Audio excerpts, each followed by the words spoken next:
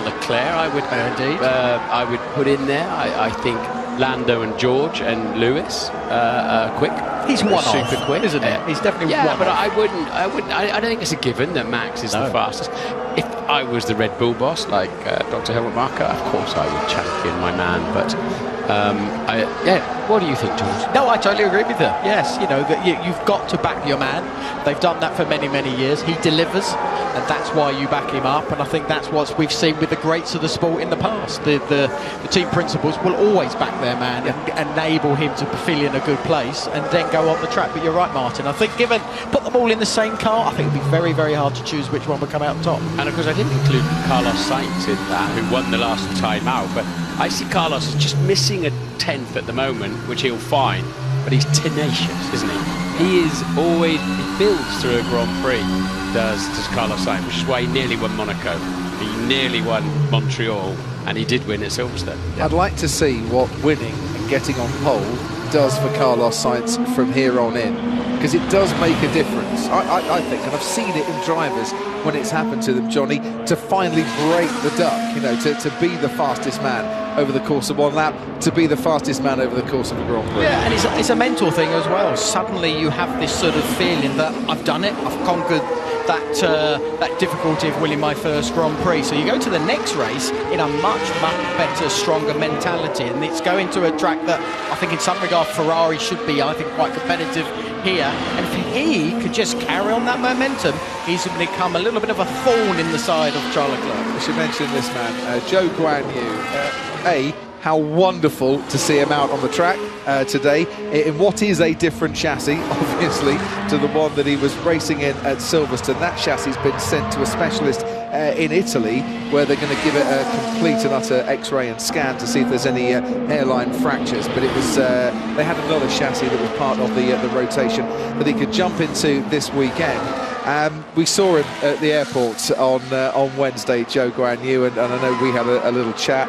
And asked how he was. He was like, I'm absolutely fine. And I've had massages, you know, a little bit sore on Monday, but after the crash at Silverstone, I'm absolutely fine. I said, well, we can tell you're absolutely fine. He said, how's that? I said, well, we were all queuing up at check-in, and you just went and pushed in right at the front. So you're right back to normal as a Formula 1 driver there, which elicited a little bit of a grin. But a few years ago, there's absolutely no chance Zhou Guanyu would be here this weekend after the crash he had last weekend. As always with those big spectacular crashes, as long as nothing comes in the cockpit to get you, they don't really hurt that much, because the energy dissipates over a great distance, doesn't it? And bits fly off, and energy goes with those pieces, and the car somersaults and so on and so forth. So it's the sudden stop that hurts, as ironically Alex Albon found out in the pit wall as an ancillary to the main accident, that he was taking more pain. Limpo mode. Understood, stand by. Limp home mode, so that suggests that a sensor has gone off somewhere that's shut down something on the engine, either a faulty sensor or there is a bit of a problem, and he might need to come into the pits for a little software reset if it is the former just a sensor failure. You get that with holiday car rentals, don't you, sometimes? You do. Talking of car rentals, how is the Pink Beast? Oh, the car got picked up. A wrapped bright pink metallic. That was quite funny, actually, because we were coming through the car park and I said to the driver, pointing at this pink electric Mustang, I said, I suppose that's our car, is it? And he went, yes, it is.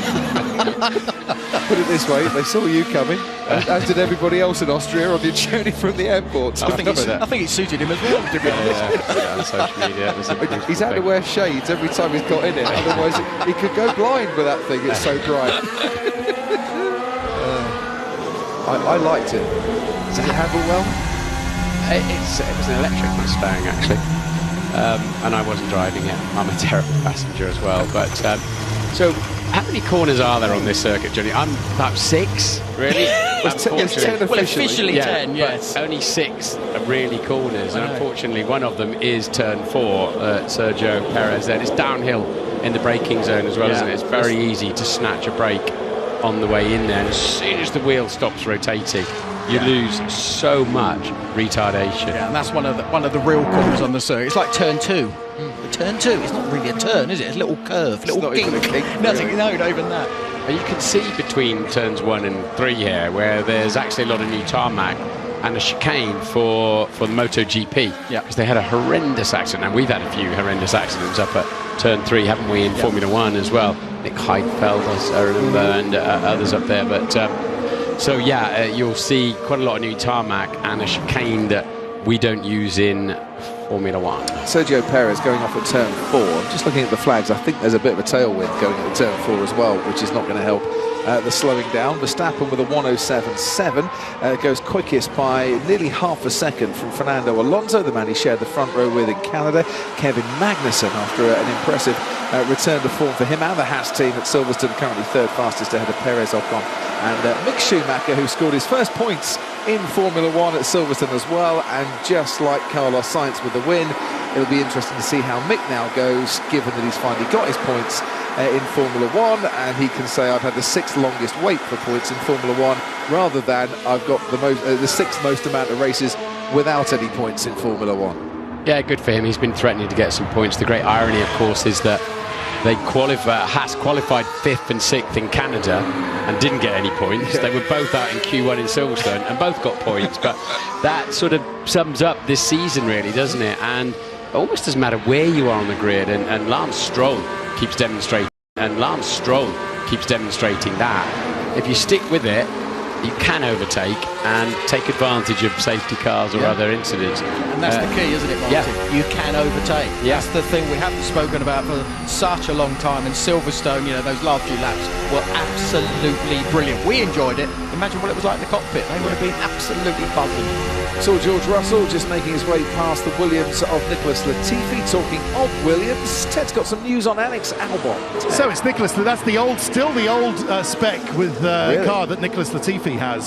So all the upgrades that were being made around Silverstone time have now been put onto the sort of second car of Alex Albon now that they've repaired it. But I'm glad to say that Alex is here and is absolutely fine. You might have seen those slightly concerning shots of him in Coventry Hospital in a gown, in an NHS gown with a COVID mask on, with an oxygen meter on his finger and some tubes in his veins. But I'm happy to say that that was just sort of standard belt and braces practice from the excellent NHS practitioners at Coventry Hospital, not some sign that he was in trouble and needed surgery. That's just what they do now, apparently, when you go into an A&E or something and you know, racing driver might be in trouble. They stick all the tubes in you in case you have to go to surgery. But happily, he didn't, and he was absolutely fine, discharged later that evening. But yeah, it's all the new upgrades still now on Alex Albon's car. But Nicholas Latifi was pretty philosophical about it, said, look, you know, I did okay at the last race, but even though he's 12th, but in qualifying certainly did okay. But as Albon leaves the garage, lots more Floviz paint on the back of his car. Did you see that helmet swap of Seb's, by the way, while you were down here just now? The B helmet. Oh, it was, sorry. He had the A helmet, has now gone to the B helmet, or he's just gone to the helmet with the B's on? The B's. He started the session, the B-double-E. He's been to his B farm in Austria. Yes. And a year later than starting it, and he's delighted to say that it's absolutely chock full of bees, making lovely honey and, you know, great home to wildflowers and spiders, apparently. So he's very happy with his bee work, and he's wearing a bee helmet. Yes. Well, this time last year he was handing out seeds to grow the grass and help the bees. Meanwhile, in his garage, Ted, we should move on from honey to wings. And Lance Stroll, there's a bit of work going on at the rear of his car on his rear wing. And I dare say Lance Stroll could do with a nice, simple qualifying later today, as could the Aston Martin team, with no rain. The car is moving a lot, even in the straights. Like, very high wind confirmed. We're checking everything else. It is pretty breezy out there, has to be said. After a couple of qualifying sessions where, for differing reasons, Aston Martin had got it very wrong, and it was procedural rather than the car, as far as I understand, that there was their problems. Well, you're alluding to knowing something there, Copse. So what was it in Silverstone then, which Lawrence Stroll didn't want something out of the grid? We know they got tyre pressures wrong in Canada. What happened in Silverstone? It was mainly the run plan, and in a wet qualifying session, you invariably want to be the last car over the line before the checkered flag to get your lap in. Sadly for Lance Stroll, he was the first car over the line to take the checkered flag and couldn't do another lap. It It was procedural error in terms of where the cars were on the track in relation to the clock ticking down and not being on the track at the right time on the right tyres. Got it. Different to Canada, where they put too much pressure in the tyres. Yeah, sure. But you're right, he does need a bit of a smoother weekend. He hasn't had the best of runs in recent times, and this is a track that can pay you dividends if you get it all right. And it's actually not too bad round here in the past as well, so hopefully that's something you can capitalise on. And I think that's, I was alluding earlier on, you know, there are actually very few corners here because of the 10, several of them are flat out. But that means you've got to max out all the others. The shortest lap time of the year by a margin, and you've got to go for it everywhere, and that's why we see errors here, and that's why we see cars running wide in the last couple of corners. What about the curbs? Because you want to be aggressive with the curbs, but not too aggressive, because the curbs are very aggressive. With these new cars and how stiffly sprung they are, how aggressive can you be on the curbs this weekend, and will a few come a cropper? This is the car development, by the way. You can see Aston Martin have developed well from a standing start where they weren't really on the pace at the start of the season. Alfa Romeo have lost touch with the rest. What's interesting is that Haas, who say they brought nothing to the car, and it's exactly the same as it was in Bahrain, are a couple of tenths up, and Ferrari still have that fastest car, with Red Bull and Mercedes developing but not catching them yet. Is that the whole season so far, is it? Yes. The gap to the fastest. It's interesting to see the rate of development up and down the grid. Talk to me about curbs, gents, when you want to stay off the curbs this weekend? Yeah, well, I think myself and Martin know very well that's the skill. You know, we've got turn 4, which is one of those on the exit. You've got to be very, very careful. Then you go through 6 and 7. They're downhill as well, bit of one of those flappy old wings. Daniel Ricciardo borrowed the rear wing from his old team. I think he has. They got mistaken at customs. Looked like Red Bull spec.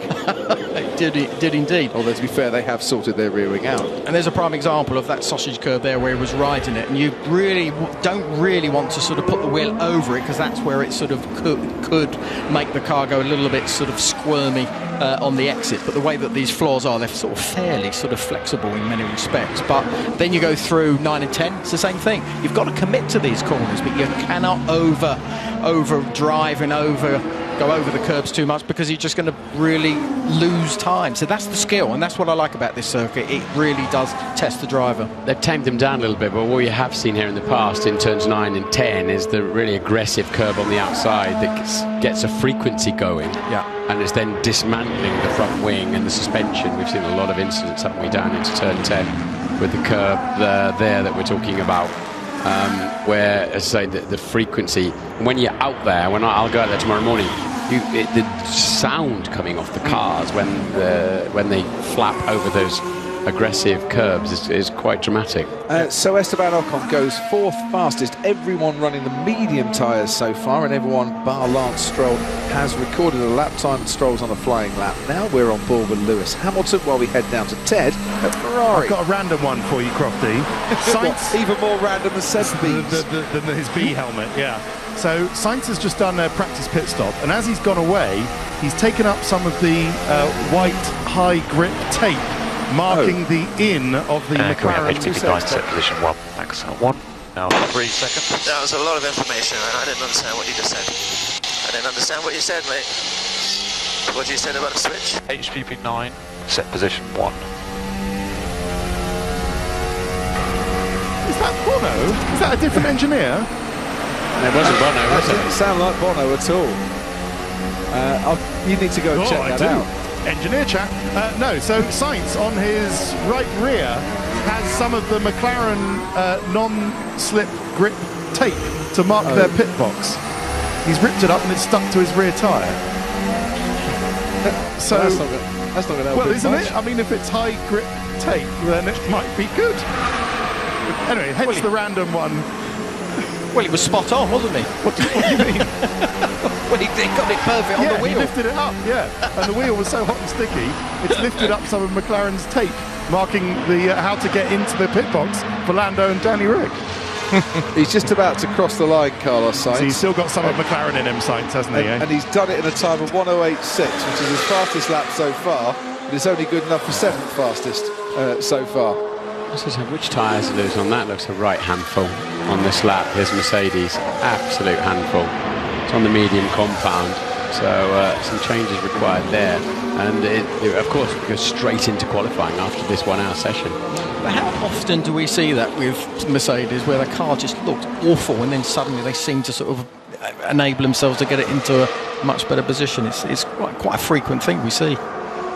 Just looking into that Mercedes kind of pit wall island in the middle, I think that was Marcus Dudley that was speaking to Lewis Hamilton on the radio. Sounded a bit like Marcus, but definitely not Pete Bonington. He's Lewis's performance engineer. I think, didn't he step in for Bono when Pete Bonington couldn't make it to Mexico? It was a couple of years ago now. So it's a voice Lewis will be familiar with, but a little too much information at that particular time about what engine setting he needed to be on. So, coming up to 17 minutes gone of this session so far. No one on the soft tyres as yet, but Verstappen with a 7/10 advantage over Fernando Alonso.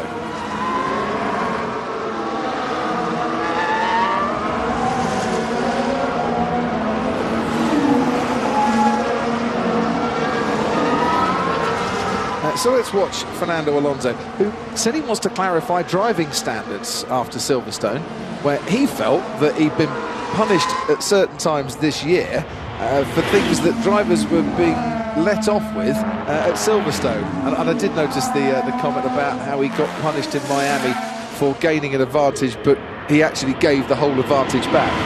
Well, Johnny, you've heard the explanation from the stewards on that. I've heard the explanation. He didn't give the whole advantage back because they saw the data, and he did something like pinch 1.7 seconds and gave about 7/10 back. But, you know, he thinks he's a bit hard done by at the moment, Fernando. Well, I think it's a situation where I think the drivers are going to take a little bit of responsibility themselves, to be perfectly honest. I thought it was brilliant what we saw at Silverstone. Was it on the edge of sort of, pushing the other driver out of the way? Yes, it was. As far as, do we sort of just stop it happening because the stewards sort of get involved with it? That's what I don't want to see. The drivers are very aware of what they can and can't do and how they lean on another car to sort of push him off the circuit. It's part and parcel of racing in many respects, but it's a very hard thing what Fernando's asking, to exactly sort of understand what sort of the rules are of racing. But I hate rules of racing. I honestly think it should be sort of the drivers taking that responsibility. I would like to make sure we stick with the white lines define the racetrack, because that's so clear to everybody, particularly the fans and the TV audiences and those online. You want a reference point, like when you're watching a tennis match or a game of soccer or whatever. The goal line's the goal line, and we need that field of play definition. So I'm hoping the stewards remain really strict, especially around this track, on that. Now, the grey area of who's got right of way into a corner side by side is a really complex one, and I think they were lenient in Silverstone and less lenient in other places. I think part of Fernando's beef is when Hamilton goes through happened and Lewis did the double overtake. There were drivers, Perez, Leclerc, they went off the track, but they kept their footing, and whilst they didn't gain an advantage in that moment because Lewis overtook them, by being able to keep their footing, they certainly gained an advantage in terms of pace. How are we doing with time? Because we need to go in the other direction with the car. Yeah, let's box this lap. Getting some setup changes. We'll get back to that in a couple of moments. Oh, and that's the McLaren that stopped by the side of the track. Lando Norris, podium sitter here on a couple of occasions, has parked his car by the side of the track. Now, we saw, didn't we, the McLaren, or heard the McLaren in limp home mode at the start of this session. Problems continue. That's doubly painful on a sprint weekend. Yeah. Red flag the session whilst they cleared that McLaren car. Not a surprise. Well, that's a good news, because if they can get the car back on the service road, he might get out again. Yeah, and it's important he does, if they can. Stick with it.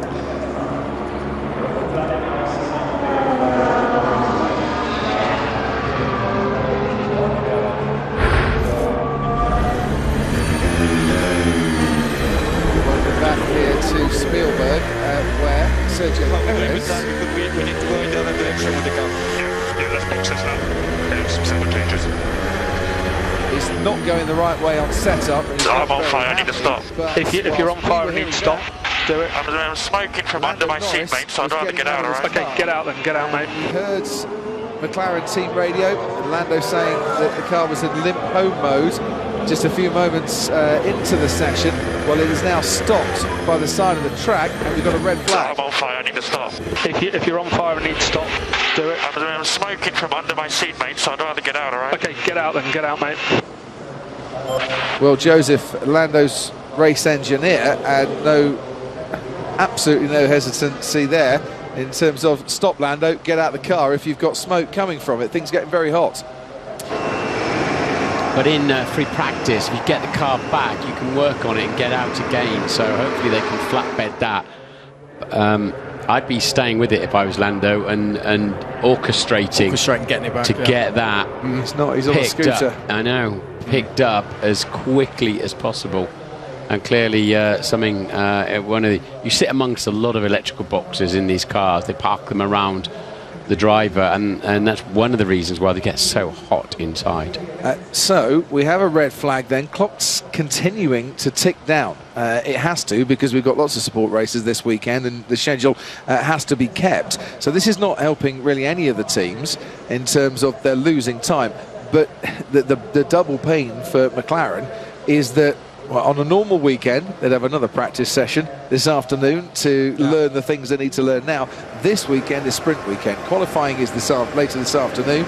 And if they can't get that car back, Johnny, that is their practice done before they go into the important stuff. Yeah, exactly. And again, you can always then hopefully rely on your teammate to sort of do some of that sort of donkey work that's going on. And this is horrible to say, but sometimes the situation we have with Daniel at the moment, is that going to be sort of enough information that's going to benefit Lando? Because, you know, if Daniel has a good weekend, great, because I think that's a very important thing for all of us, but it needs to be something that he can use to his benefit when he goes into that qualifying. Serious looks, as you can imagine, on the McLaren pit wall. Ted Kravitz is down just outside their garage. Yeah, because this is the worst. It's the worst. When the one practice session before qualifying, before sprint, it can all just snowball into what can turn out to be a, well, suboptimal, to quote somebody of McLaren of history, weekend. I mean, listen, it is going to be a developing meme, isn't it? Along with "it's broken," "I'm on fire," Lando. That is going to be one for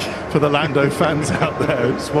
No, Will, I'm on fire. I do have to stop. I'd rather get out. Okay, get out. That was the only light-hearted bit of it. But they know if they can't get this car back, then that's it. Straight into qualifying with a car that is not really ready for it. I suppose if anyone can do it around here with the record he's got, then it can be Lando. But yeah, some pretty long faces down here at McLaren.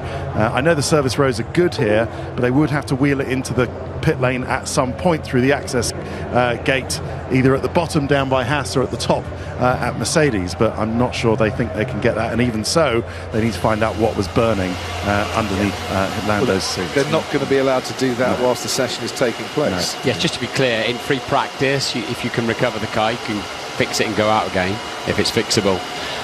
In qualifying, you can't, and of course in the race, if you have outside assistance, as George Russell found out to his cost last weekend, you can't either. Yeah.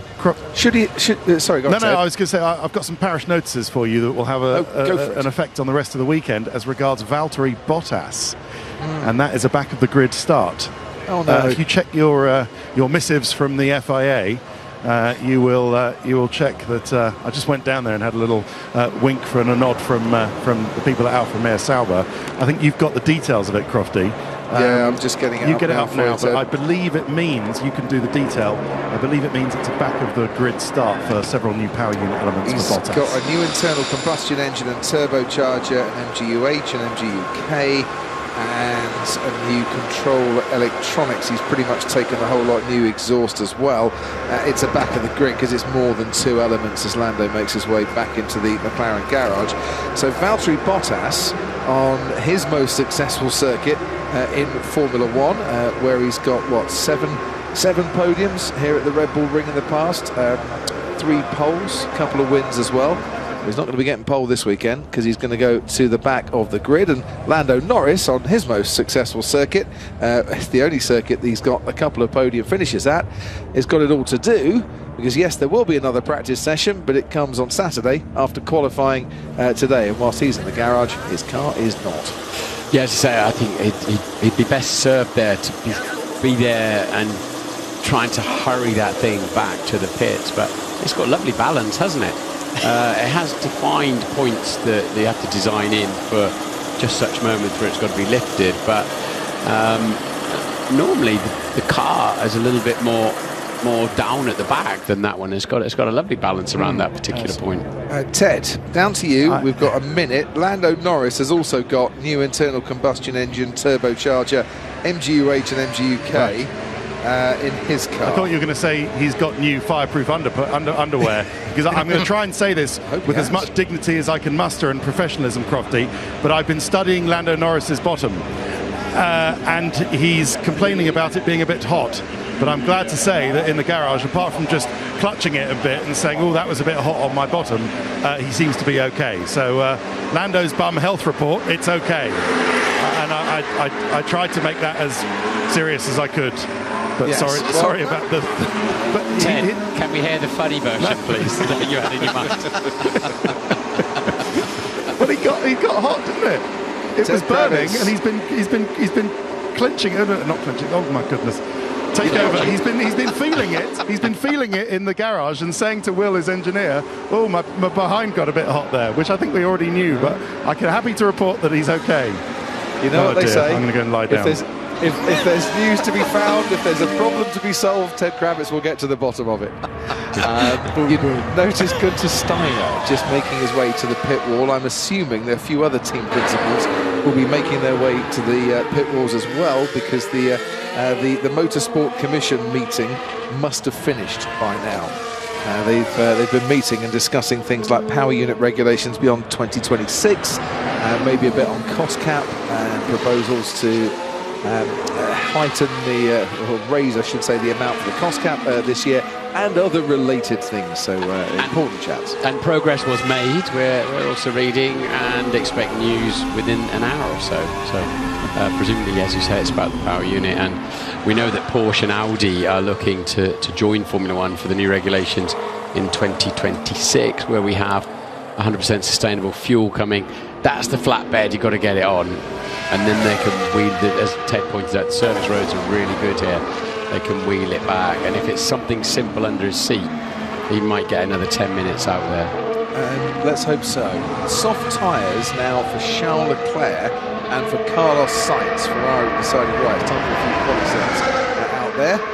Daniel Ricciardo is just trotting off on a medium tyre run as McLaren continued their race programme, but we'll see the Ferraris in a moment going for a quali-sim and a proper push lap as Ricciardo makes his way. That was turn 2. It's not a turn.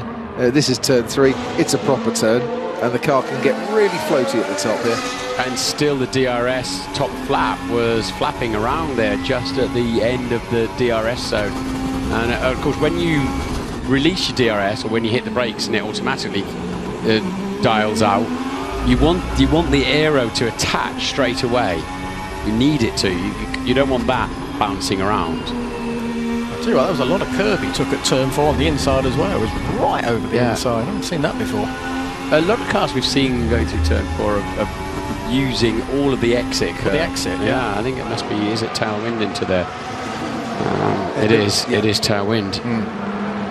Yeah, we can just about spot a flag over in the far distance, but the wind is gusting around a little bit here. Ricciardo down the straight and on race runs with higher levels of fuel, I think, than those out there, certainly on the soft tyres. Verstappen has joined in that particular party as well, as Sainz and Leclerc start off on their laps, and you saw, Martin, there you go, that's oscillating quite severely. Yeah, as I say, then as soon as the flap closes, you need the aero to fully attach, which I'm sure it does. Car must tweak a little bit sometimes, depending on where you are and how hard you're braking, what kind of inertia you've got going to the front of the car at that point, weight transfer. But that's certainly not ideal, because that could easily break the flap as well, couldn't it? Or break the fixings. Whoops, this looks a bit close. Just a touch. So Verstappen out there with Ricciardo right on his tail, two former teammates. And Ricciardo saying that of all the tracks he races on, this is the one he really does enjoy here, can really get to grips with it. And I'm sure Max Verstappen, four-time winner here, loves it too. So I'll tell you what, Martin, why don't you take us through the 2.6 miles with Max Verstappen and the Red Bull now on the soft tyres. You're confident we're going to stick with this, are you? Now. So it's uphill into turn 1.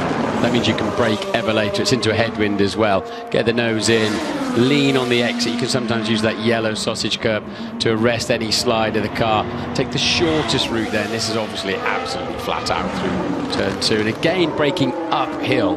But then the right front unloads. A lot of camber going on there. And the wheels spin. And again, ease it down the straight, line of least resistance. Don't go an extra metre than you have to. You've got to be on the left-hand side. It's a right-hander coming up. Minimise the angle of that corner. It drops downhill. You'll dip a tyre on the exit curve. This is absolutely flat out. Slightly unsighted now for the left-hander. And floor it then through the exit. You believe it will stick. And a long, fast left. Easy flat right now. Then you go over the crest. These two corners, 9 and 10, are the most important. Unbelievable speed through here. Hope that you've got it right. If you commit too much in there, you'll never sort it out in the middle of the corner.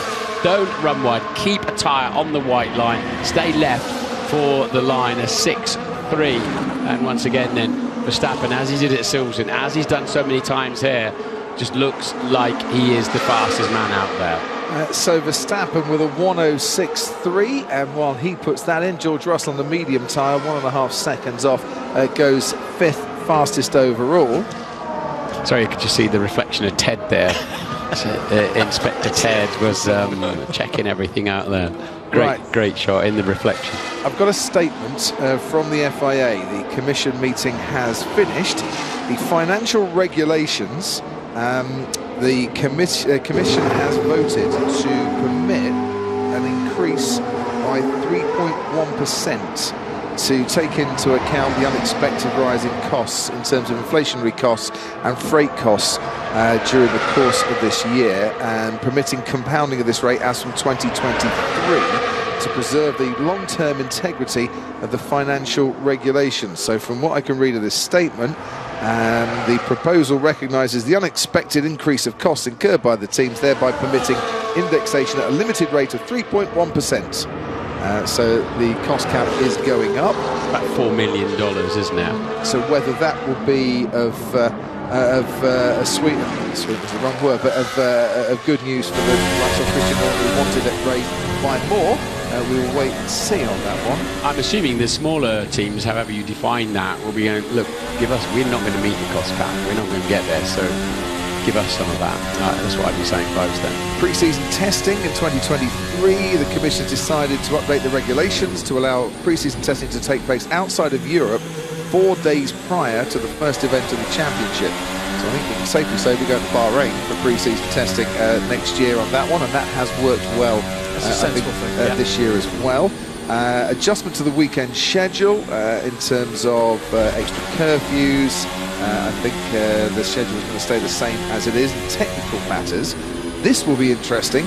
The technical directive that addresses safety concerns relating to the vertical oscillation of the cars, bouncing, porpoising everyone, following feedback and consultation with the teams, and allowing the teams to make necessary updates to the plank and skid assemblies, which will ensure a fair application of the metric. That's the FIA's judgment on what is too much bouncing and what isn't. The used to measure the oscillation, blah, blah, blah. The implementation of the draft technical directive issued to the teams prior to the British Grand Prix will come into effect from the Belgian Grand Prix, not from France. So that was meant to come into effect from France. That's been delayed to the Belgian Grand Prix. And the power units discussions will continue and is close to finalisation. So the headlines out of that is Belgium for the technical directive on bouncing, and the cost cap has gone up by 3.1%. I don't think that technical directive on the bouncing will kind of ever actually have an impact. They'll smooth that out And both Hasses then struggling up at turn 3. We saw Mick Schumacher a bit trigger happy on the throttle, having to wind in a lot of opposite lock, and Kevin Magnussen getting in too deep on the brakes. Good to Steiner then at that Haas pit wall after that weekend at Silverstone. Double points finish for his team, their first since the German Grand Prix in 2019. Kevin Magnussen just gone fourth fastest, so when he did get a lap in, there was plenty of pace, and he's the lead time at the moment, not on the soft compound tyre. Valtteri Bottas is on the soft compound tyre. If you're just joining us, to reiterate the parish notices, he'll start from the back of the grid because he's on the new power unit that he's taken on board, and he's fifth fastest on a track that he has been on pole at 3 times in the past. Gasly goes 12 fastest. Lots of green sector times being set out on the track at the moment as it rubbers in somewhat and the soft tyres go on. Zhou Guanyu, Nicholas Latifi have already got the soft tyres on too, but we wait to see the Mercedes, the Alpines go on to the soft. Sergio Perez, who before the red flag was saying that we need to start thinking of a different direction in setup because he wasn't happy with the balance. Yeah, he knows that he's got 1 hour left. No sign of Lando's McLaren making it back into the garage yet. Can we see into the McLaren garage in here? Not quite coming. Just. It's not there. So he's running out of time on that one, unfortunately.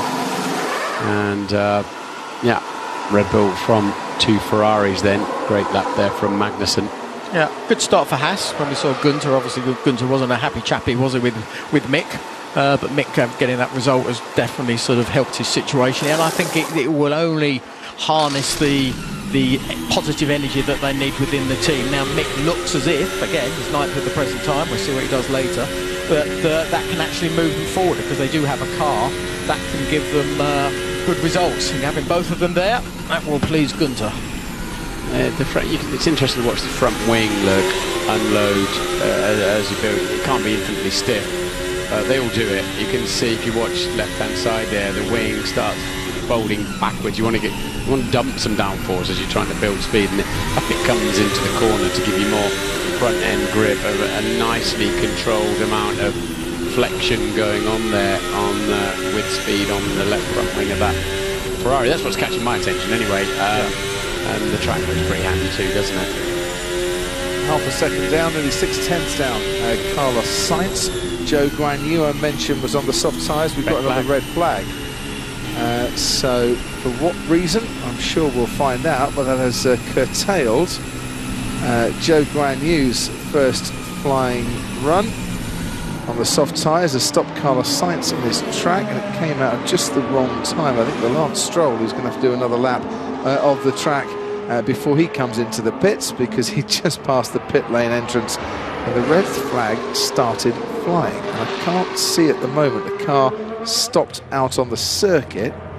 That's the reason. Debris. Maybe there's a bit of debris exit of turn 6.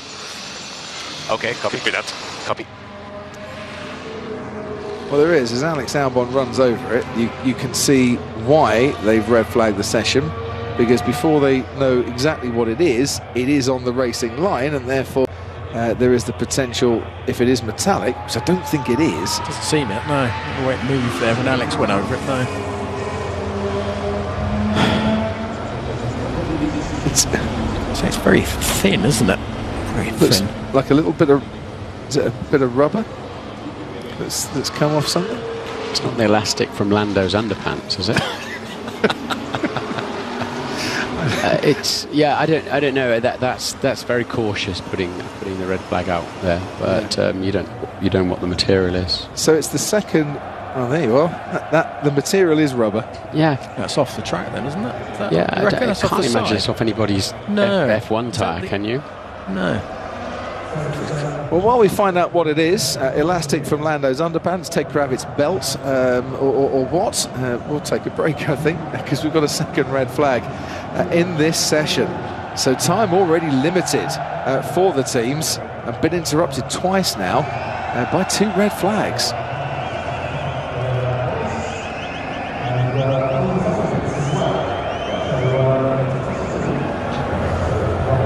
So what's that? Some sort of rubber insulation that's there it comes out. Yeah, there it is. That's like a drainage thing. It actually looks like it could just be cosmetic, Johnny, wouldn't you say? Yeah, it does, doesn't it? In terms of like some of that sealant that have stuck in there. He could be there all day trying to get rid of that. That's like, you know, trying to get something out of your jumper your mum knitted for you, isn't it? You end up with no jumper. So he's going to have to go all the way. There's a little join in about 10 metres time for him, I think. He's going to have to go all the way, cheered on as he is by a whole lot of touch fans down there. And it was the Haas of Kevin Magnussen that was the first to dislodge it completely.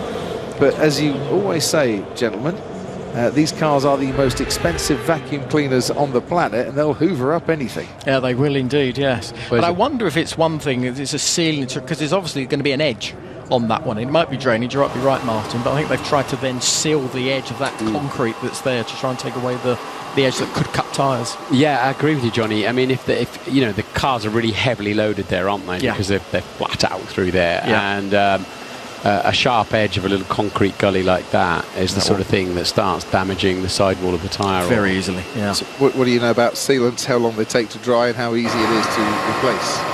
Well, the Silka sealant, I know, can take a little bit of time to go off, but it's a very, very tough, sturdy piece of silicone. I mean, you're more expert on scaffolding normally. Scaffold. It's the latest crisis. It's the latest thing at the moment, yes. Towers, they got the scaffolders in. Yes. Well, I've got to actually get a cherry picker in on Monday as well, because I've got some bees that are living in my chimney at the moment. Yes, exactly. You've seen Sebastian Vettel? Yeah, I need to have a little chat with him. Yes, exactly. So I've got to get those taken out on Monday. Have you got a hive built already? I think so, yeah, the hive's in there, yes. Yeah, they're all there, buzzing around. As they do. Yeah, they do. Herbert's honey coming to a marketplace near you. No, it's not. I'd buy at least 2 jars for Christmas. You'd be lucky if you get a jar out of it, I think, at the moment.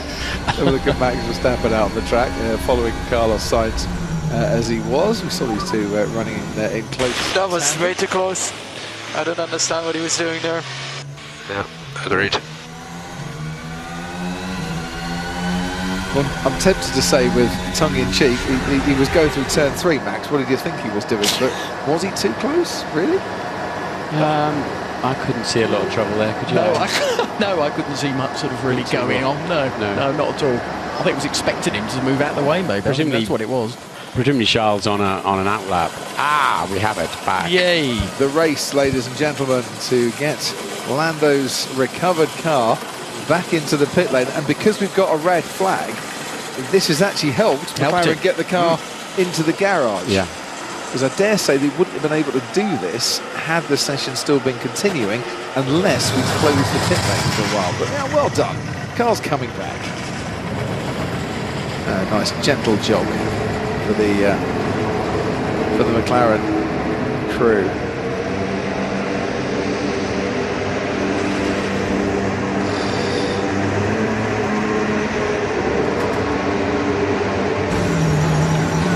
So this is Max Verstappen out of the track. That was way too close. I don't understand what he was doing there. Yeah, agreed. Consensus of opinion in the commentary box between Johnny Herbert, Martin Brundle and myself, as it wasn't really that close. That's a man that's gone bungee jumping. Whilst the marshals untangle a whole load of silicon sealant from the side of the track, a man jumps out of a cage and plunges down towards the ground before bouncing back up again. We've had a red flag. I'm glad to say we're back out on track again. Daniel Ricciardo is the first out of the garage, but Ted Kravitz down at McLaren. I see another car in the pit lane and in the garage. A fortuitous red flag for McLaren, because they've managed, that's enabled them, the very efficient Austrian marshals, to deliver Lando Norris's car back to the top of the pit lane, and for the FIA to clear the McLaren mechanics to push it down the pit lane into his garage. I had a sniff around, Crofty, quite literally, around the McLaren and its seat particularly, and it didn't seem to be particularly smoky. So I wonder whether there wasn't actually some flames on Lando's rear end, but rather maybe some a bit of a plug between the driver's cockpit and the engine bay, was lacking a bit of sealant, and it was just bleeding through some hot air, the way this sometimes can happen, because it didn't smell like anything was burning or had been burning or didn't look like anything had been burning. So hopefully for Lando's sake, and not to mention his posterior, they can get him out again, because it didn't seem to be that bad just by eyeballing it. But I'll go down to the garage and see how it's looking. Time's running out. We're going to get a busy track here as well. Soft tyres are on up and down the pit lane. The medium runs, I think, have now all come to an end, because this is it. 14.5 minutes of practice before qualifying. Really no time to make much of the way of setup changes. So they better hope they got the simulation and their sums right before they came here. Absolutely, yes. You need to turn up with a plug-and-play car, don't you, on a sprint weekend? Especially at this track as well. But at least it's dry. At least they are getting some laps in. You know, if it was a wet FP1 and you go straight into a quali, and then it gets very exciting. Yeah, I said the only thing they've had to deal with really is the wind, isn't it? The wind is probably their biggest pain for the setup of the car, and that we know does change here quite radically. So Sergio Perez has been in the garage for some while, working on setup changes, but let's see how this lap is unfolding. And if you're looking at the sector times, not brilliant. And a little bit wide there through 7 and 8. But Sergio then, with that different setup, he spotted very early on that wasn't going to work for him. And still doesn't get into the sixes. So he's lost a couple of tenths to Lewis Hamilton in the first sector. He's lost a tenth to Alex Albon on his latest flying lap in the first sector. Hamilton's done a 29.8 for the middle sector, and another couple of tenths taken out by the Mercedes. Hamilton goes third fastest. I would assume that lap would be deleted normally, because I think both in 9, definitely 9 and possibly 10, he was outside of the track limits, and they've got to be ruthless on track limits in those two corners. Yeah, absolutely. Yeah. So basically, white line defines the edge of the track here. Go off it, your lap time gets deleted. No rear wing gurney, just to check if that solves the problem. The problem of the oscillating top element of the rear wing, and as he's coming in, I would imagine it hasn't really solved the problem.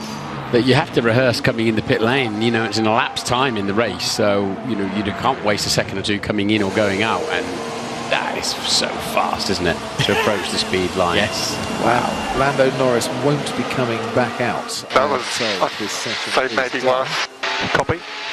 Copy, Daniel. So we'll box this lap. Yeah, it felt like it started doing it at lower speeds.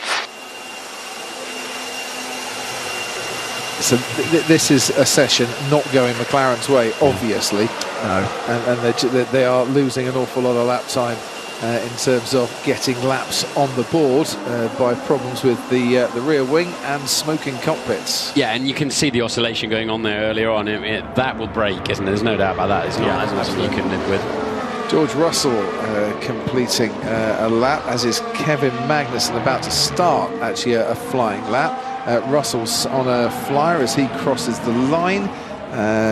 He will go from 13th up to 3rd on the grid. Tell you what, Johnny, take us through a lap with Kevin Magnussen. Haas was showing a bit of pace earlier on. Yeah, it certainly was. Went very, very wide on the exit there, and has backed out. There you go. In which case, how was that? Was that good? Yeah, that was brilliant. We'll come back to you in a moment, even though Kevin Magnussen, I'm sure, would not want that, because obviously it's the curse of the commentator strikes again. Bottas has gone off the track, continued at turn 9. Just to fill you in on the track detail, if you go off at turn 10, not only is the time you're on that lap deleted, but your next lap is deleted as well. The argument being, by going off, you can get your foot to the floor a lot quicker, and you get an advantage on the next lap. So yeah, I like you that. lose 2. Yes, I like that. So precision is, and skill is rewarded, basically, is how it should be. But so we've got 0.6 of a second between the top 4 at the moment, which on a lap as short as the Red Bull ring is actually quite a large spread, and nearly 3.5 tenths in favour of Max Verstappen over Charles Leclerc. As we look at the last 5 races for Daniel Ricciardo, only the 1 point scoring finish in amongst that from the Azerbaijan Grand Prix. 15 points in 10 races for Daniel, his worst total at this stage of a season since he got 11 points in the first 10 races in 2013. Driving for Toro Rosso. To put it in comparison, last last year. He had 50 points after the first 10 rounds. And Max Verstappen is finding himself in the middle of an awful lot of cars there, and that's Valtteri Bottas taking the long way round. Yeah, so he didn't make a mistake and go off track. He was getting out of the way there, but then I think it was his teammate who got in the way instead, wasn't it? Yes, I think it was. Yeah, but Max, had a little bit of traffic earlier on, but now Sergio, hopefully, is going to get sort of a decent feel for his car with only 9 minutes to go, with maybe one final little change that he can put to that car. That looked off the track as well, but I think the front right might have just been touching the line, whilst the rest of the car was way outside the line. Perez goes 7th fastest. At the moment, he's just over 8/10 behind his teammate Max Verstappen. We haven't seen a mention of track limits, have we, through FP1? I don't know. That's unusual, is it not? It is. Only Valtteri Bottas has come a cropper in terms of going off the track. And I do think the avoidance of curbs has helped with track limits, the way these cars have to stay an awful lot longer off the curbs than they used to. Yeah, he's right front. Yeah, it's close here. That's just okay. Front, just stay in bounds. Just on. Not really, did it? You needed a camera angle, but yeah, but normally, I mean, Bottas went off the track, which was clear to see, wasn't it? But track limits have not been mentioned. Not at all. Mick Schumacher goes 9th fastest. This is Fernando Alonso. We'll watch him on a flying lap whilst we hear from Ted down at McLaren. Hooray, no mention of track limits. Can I break out the Austrian wine? Brilliant. If you Great. wish. No track limits chat. Can I give you some more from McLaren instead? That's better, yes. Sorry, Crofty, I know you're hot on track, your track limits. I'm hot on track limits, cold on Austrian wine. Carry on. Good. So, slowest and second slowest, not least because they couldn't put the soft tyres on and show what they can do in a qualifying spec, but it's all happening at McLaren. They're putting a gurney flap on the rear wing of Daniel Ricciardo's car, named after the American racing driver Dan Gurney, who first had the idea to do it. It's a little strip of carbon fibre, just gives an extra an extra bite to the top flap of the movable rear wing, the top element of that rear wing, and they're hoping that solves it. He's about to go out again, so we'll see if they can get a quick timer on the board to show what pace this McLaren has here so far as they continue to investigate what the problem was with Lando Norris's car. And should we just the Lewis engineer clarification was sort of lost in all the it's Marcus, isn't it? It's Marcus Douglas. So Peter Bonington is working at the Mercedes factory for this race. He's back at base and doing his usual role from there, say Mercedes. So he's in all the meetings, he's contributing during the sessions, but otherwise it's Lewis's performance engineer, Marcus Dudley, as you mentioned, backed up by Dom Riefstahl, who's usually runs the race support. Did you see that asset? Yeah, reported it. Lance Stroll getting in the way of Max Verstappen. From Max Verstappen's standpoint, he thinks he's getting in the way. Yeah. Okay. So it's it is a bit of a change. I mean, these are two engineers, Dudley and Riefstahl, who Lewis knows very well, but it's not Peter. It's Hammer Time, Bonington. So a little bit of a change on Hamilton's engineering squad for this weekend. Shouldn't make a difference, but I don't know. Martin, Johnny, does it? Well, Lewis Bono combo is. Yes, it does. It does. Yeah. You've got, and already then Lewis. You have to talk to me differently to that. I didn't understand that message, kind of thing. So it does make a difference. It does. It's a comfort factor. The continuity, don't you? Yeah, exactly. It's a comfort factor. It's that relationship that you have, and the trust that you have, and the belief in each other to, tell each other the message that you need to understand. We have the same thing when they swap producers in our ears over the course of a weekend, and I'm glad to say our producer's doing a wonderful job today, because he's just said to me, look at that process out on the track. Mostly on the track anyway, but yeah, it's that's where the tailwind is, and they're running wide in turn 4. That makes such a mess of the paintwork. Mind you, they don't carry much paint these days. No, not anymore. Took it all off to try and save weight. Ted mentioned Dan Gurney, by the way, and the Gurney flaps. We ought to just say today is 60 years since Dan Gurney won the French Grand Prix for Porsche. their win in Formula One. What the gurney flap does is energises the high-speed air going underneath the wing. It doesn't in itself press anything down. It just energises the high speed and controls the low speed, which generates downforce. And apologies, I said that was Lance Stroll that might have been hampering Max Verstappen. It wasn't. It was Sebastian Vettel in the other Aston Martin. I didn't get a good enough view. Looked at our driver tracker, saw that Stroll was in front of Vettel, but actually picked the wrong one at that time. Out comes Daniel Ricciardo, who has only put in this session 20 laps. That's not much. No, and he's on the medium compound tyres as well, so it's not a quali run as such. So this is an important lap for McLaren. Do they ever need to get this information for both drivers now? Yeah, well, I've got to get that wing sorted for a start, because obviously they've got to try and fix it, because they're committed to using it throughout the weekend by the look of that. Everything they have wanted to do so far in this session, they have not been able to do in terms of performance and pace and setup on the car. It's all about sorting out the rear wing, whilst Lando Norris, who's only had 14 laps, which is half the amount, say, of the likes of Yuki Tsunoda. Seems better. Okay, so it's not doing it anymore, Daniel? Yeah, I couldn't see it doing it. I think it was better. Copy. So it was definitely better. I think it's okay, but it was definitely better.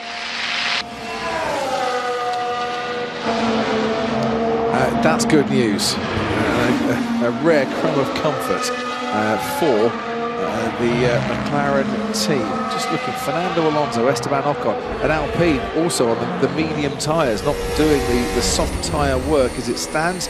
Lewis Hamilton on the soft tyres was starting a flying lap and was finding himself on the runoff area. Yeah, well, I think it's just showing how difficult this wind is playing, because when I keep looking at the flags dead opposite us in the commentary, 1 minute they're sort of to the right, when I look, now they're blowing directly at us. It's moving around all over the place, so I think that's just making it that much more difficult for the drivers as we go into turn one. Idiot! Don't look in the mirror.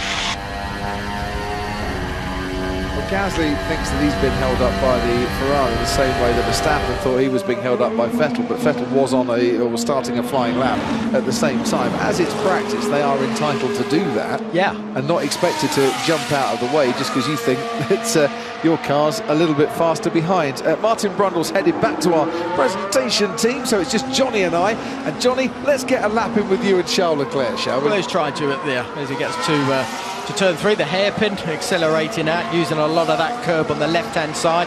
Drive wheel spin is a real thing you have to fight with to get a shot of getting speed down towards turn 4. Tricky downhill, right-hander, just kissing that curb a little bit wide there was Charles, using all the curb on the left-hand side as you do. Through 5, not particularly difficult, then through 6. This is always where understeer is really, really coming to play. You've really got to have a sharp front end as you go through the left and the right flick, heading down towards the final 2 corners, 9 and 10. Commitment here, wow, it's something you have to just trust the front end of the car. Runs a little bit wide there, not a problem. Quite a bump in the middle of the apex of turn 10 as he accelerates on the exit and across the line. Not a bad last sector there. Well, he closed it in on the last sector, didn't he? 2.5 tenths of difference between Verstappen and Leclerc. No surprises that Verstappen is the quickest man out on the circuit, because he's rather made this circuit his triumphant home over the last few years. Worth pointing out that Max Verstappen is the only driver so far this season to lead an FP1 session and then go on and win the Grand Prix. And it only happened 5 times in 2021, where the driver who was top in FP1 went on to be the winner that weekend. It's not always the best benchmark.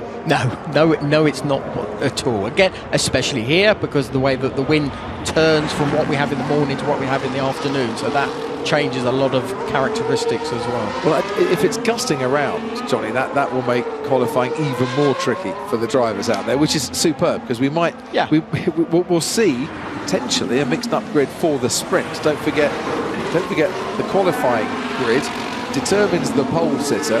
Never sure how that one works. And then the sprint finishing order determines the grid for the Grand Prix. Yeah. Next year it's all going to change around again, I'm told. I hope. Because the pole sitter should be, for me, the one who starts the Grand Prix first. I totally agree. Doesn't all my record change this, that, the other one. Sergio flags got out. and Sergio got a lap in there, got himself in the 4th place. So Fernando Alonso will be the first driver to take the checkered flag, and along with his teammate Esteban Ocon running the medium tyres at the end of this session. I'm just checking here. They haven't run the soft tyre at all. You surprised by that? Yeah, I am.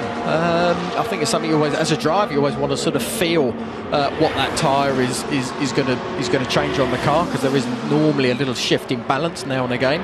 Always used to be sort of it gave more understeer. I think things have sort of moved on a little bit since then. But yeah, having a feel, as we've seen from Ferraris and Max and Lewis, for example, they've all had a little feel of it. So Verstappen to Leclerc to Russell, 4/10 from Verstappen to Russell. Sergio Perez half a second off his teammate. Hamilton and Magnussen then 6/10 back. Sainz and Alonso 7/10 back. I think the Alpine, if that's Fernando Alonso's best effort, and he's nearly 8/10 back on the medium tyre compared to the soft, they could be very much in the ballpark for maybe 2nd row, 3rd row, depending on fuel loads, depending on engine modes that they were running. I don't think the Alpine is totally out of it based on just a pure, well, once you put the soft tyre on, you go next tenths faster.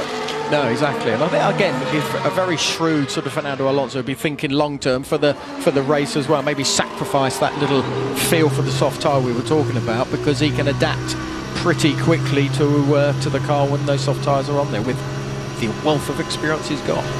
And that's where Verstappen is gaining time over Charles Leclerc, and in the final sector on his final flying lap, where Charles Leclerc managed to find a bit of pace in the Ferrari. And they've got some new t-shirts then, the Dutch fans, since we last saw them here in Austria. Yeah, the golden #1 on the back. About 90,000 fans expected here today, and just over 300,000 fans expected over the course of the weekend. Like Silverstone last weekend, absolute sellout here at the Red Bull Ring, and its practice starts on the grid to finish off this session. Yeah, and again, it's the enthusiasm that we saw at Silverstone, and it will happen here with all those Dutch fans that will be turning out to cheer on their champion. So Charles Leclerc then onto the grids with the Ferrari that hasn't finished on the podium at the last 5 races, despite qualifying in the top 3 at 4 of those races. Sunday troubles for Charles Leclerc, but pace-wise, they're still very much in the hunt.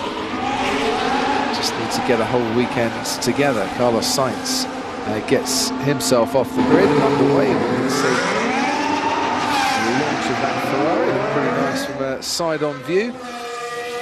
I dare say Mattia Binotto was watching that from the wall, the pit wall, if he'd stayed in his seat. George Russell, 3rd fastest for Mercedes. I think it's 5 apiece in qualifying at the moment for the 2 Mercedes drivers. George was saying yesterday, he had a good run at the start of the season where he was beating Lewis. He needs to get back to that now. Bit of competition between the 2 British drivers down at Mercedes. Is it enough? 60 minutes practice, Johnny, before qualifying. It's never enough, is it? There's always something else. You're always sort of hoping you could have tried, but that will never happen. But that's good. I like this sort of little shorter practice that they have, because there is not the time to do exactly what you need to do, because the program is obviously sort of shrunken. But I think it will only make, I hope anyway, it being a better sprint race with a bit of luck. Yep, the sprint is to come tomorrow. 24 laps of the Red Bull Ring. It looks absolutely splendid in the sunshine. You can see the campsites that on the other side of the trees, and by the main entrance when we come in, it's like Silverstone with added mountains in terms of the field, the location. For Max Verstappen, leading FP1 as he did in Canada before winning that race from pole. Charles Leclerc, 2nd fastest, 2.5 tenths off. George Russell, and Sergio Perez 3rd and 4th. Lewis Hamilton 6/10ths back, 5th fastest. Kevin Magnussen up there. One lap pace for Haas has not been their main issue so far this season, but that's a good performance from them in FP1 to get both Magnussen and Mick Schumacher into the top 10. Outside of that top 10, troubles for Lando Norris and for Daniel Ricciardo. Ricciardo hampered by an issue with an oscillating flap on his rear wing. Norris with a cockpit that was just overheating, and he lost all but 14 laps in that session. McLaren have it all to do in qualifying, and that comes next.